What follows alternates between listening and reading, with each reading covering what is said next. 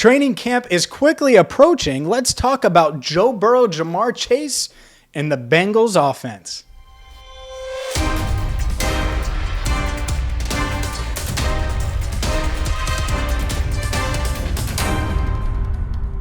Hi again, everyone. I'm James Rapien of allbengals.com. Welcome into Cincinnati Bengals Talk, where we're bringing you the best Bengals coverage on YouTube.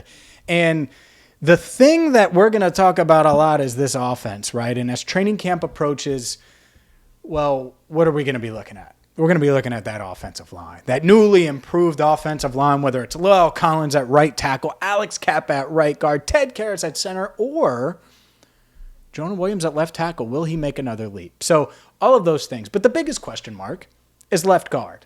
And that's a spot that we are going to talk about a lot. And it's going to appear in our position battles video as well later this week as we continue to preview camp. But let's start with Joe Burrow. Because Joe Burrow, to me, and I did a video with Sports Illustrated right now last week, and they asked me, AFC MVP candidate, who do you think could make the leap and be the MVP? And a lot of people are saying, Josh Allen, Justin Herbert.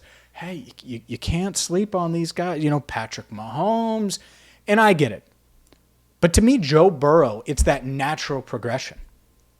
This year is the first year Joe Burrow, at least on paper, is going to have a competent offensive line.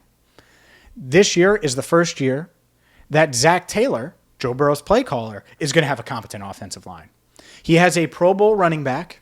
He has 3 Pro Bowl caliber receivers, 3 1,000-yard receivers, and a guy in Jamar Chase who's arguably, and he might not be there yet, but close, the best wide receiver in the NFL. So he has the weapons to get the numbers, right? So he has the weapons to get the numbers. We've seen him overcome a lot of adversity in 2 seasons, and now he might not be dealing with a coach that's still feeling his way through things. An offensive line that can't block worth a darn, or damn, if you want me to say, it's fine, worth a damn. I think Joe Burrow's going to put up huge numbers.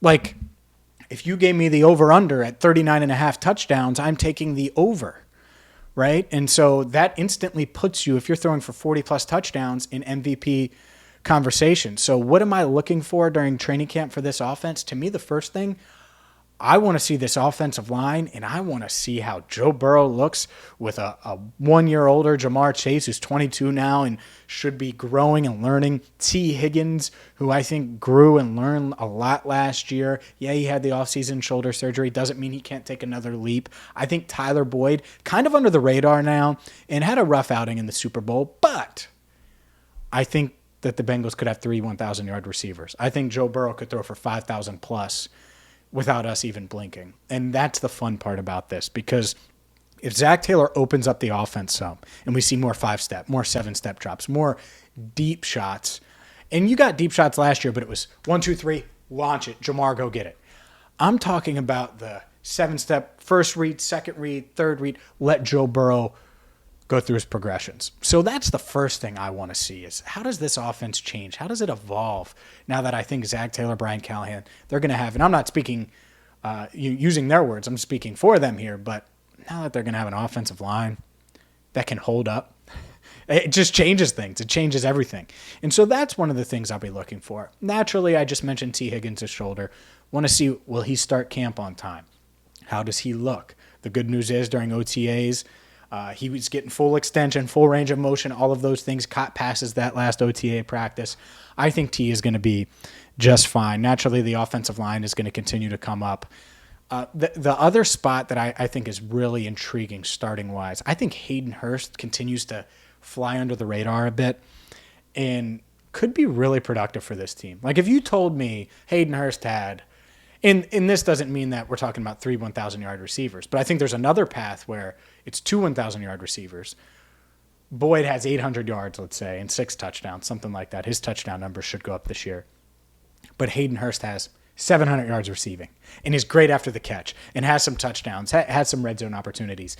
So that's a part of the fun as well. So I'll be watching Hayden Hurst. He's kind of their under-the-radar free agent signing. And then, honestly, the one thing I want to point out, at running back, we got on Zach Taylor. A lot of people got on Zach Taylor in the Super Bowl for 4th and 1. Joe Mixon's not out there. 3rd and 1, Joe Mixon's not out there. I would love to see Joe Mixon earn a little bit more trust in pass protection. Just a little bit more so you can be on the field more. And we'll talk about Chris Evans, Samaje Perine, all of that. But as far as the starters go, wouldn't it be good if the Bengals coaching staff really trusted Joe Mixon? Part of that might have to do with the offensive line, by the way, being improved. Maybe you put Mixon out there more on 3rd downs. He's so dynamic with the ball in his hands. And having him out there, it's such a threat. So that's something I want to see. Can Mixon, and he had over 1,500 yards from scrimmage last year. It's not like it was some slouch of a season. It was a great year by Joe Mixon. Can he take another step? Is there a little more juice there? Because if there is, he could vault himself from a top 6, top 8 running back in the NFL to one of the top running backs, top 2, top 3 in that range. I think he's got the talent to do that. And so that's kind of one of those, is there another step in there, or have we seen the best of Joe Mixon? I think that's certainly something that we'll get the answer to this year, given the revamped offensive line. And then the other part is Zach Taylor. Look, situationally, there were some questions in questionable decisions last year from the Super Bowl to even tight games, right? The San Francisco game at the end, taking the ball out of Joe Burrow's hands. The Green Bay game was weird at the end. He's gone through all of that now, so I want to see that natural progression, especially now with the offensive line being what it is. So can he be better situationally? Obviously, he can get his team motivated. Obviously, all of those things go together. So that's the other part of it that I certainly will be keeping an eye on. Make sure that you check out Rivertown Inkery and rivertowninkery.com. Today's video brought to you by Rivertown Inkery. Doug and his crew do a fantastic job from their Tiger Rocks glasses, which are amazing and perfect if you want to have a bourbon on a Sunday before the game, during the game, or you want to have one mid-July before training camp. You got to get one of these Tiger Rocks glasses. You can get them at rivertowninkery.com. They also have amazing shirts, orange and black gear that you're not going to find anywhere else. Quality, Cincinnati, local, perfect for you. Check them out, rivertowninkery.com. You can also check out their store in person in Oakley. It's about 10 minutes from downtown. They're open 6 days a week, Tuesday through Sunday. For hours, go to rivertowninkery.com. I'm excited for this offense, if you can't tell. I think Hayden Hurst is going to help. I think Drew Sample is going to be able to complement him well. We'll dive into different position battles and position groups, roster battles, all of those things later in the week. But this offense should be one of the best in the NFL, and it begins and ends with number 9, Joe Burrow, and then his go-to wide receiver, Jamar Chase. That's going to do it for now. For Andrew Fox Miller, I'm James Rapien, signing off right here on Cincinnati Bengals Talk.